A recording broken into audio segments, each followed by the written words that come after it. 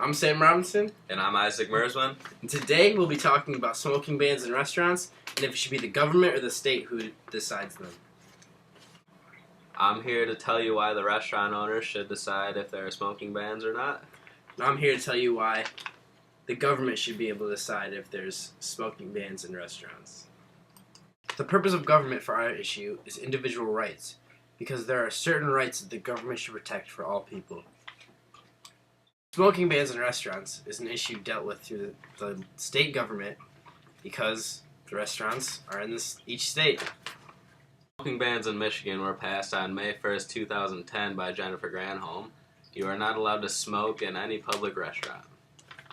In my opinion, smoking bans in restaurants should be decided by the state government.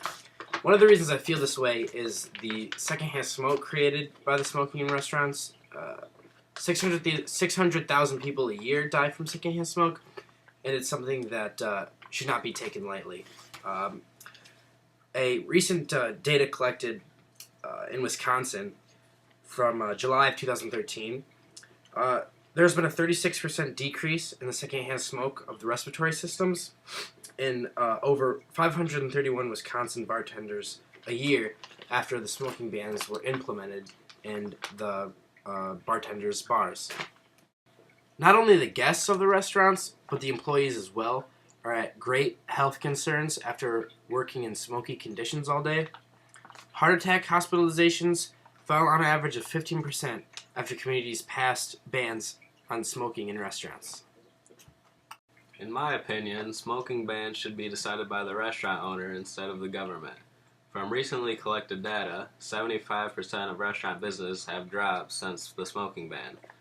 Most of the impact were on small businesses pulling in an annual sale of $250,000 or less. They had a 27% sales dip since the smoking ban. The smoking ban has greatly hurt businesses' success.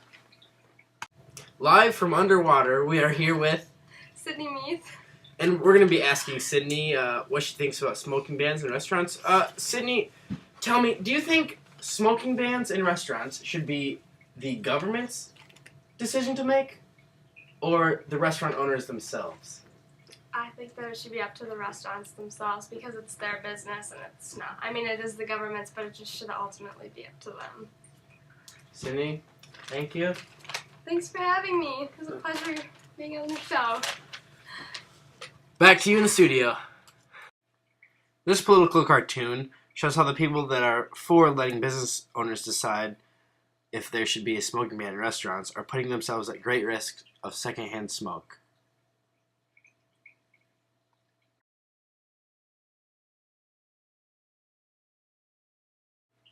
The political cartoon explains that since the smoking ban has been passed, many businesses have gone out of business or at least lost profit. It shows a man walking into the restaurant saying, "Finally, a smoke-free environment," but it's shut down because the owner wasn't making enough profit.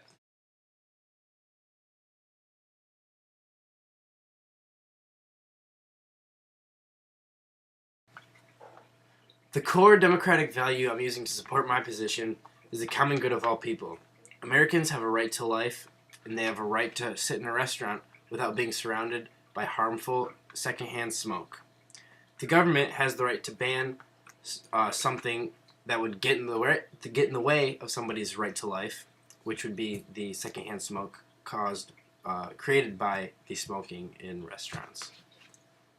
The core democratic value I'm using to support my position is individual rights.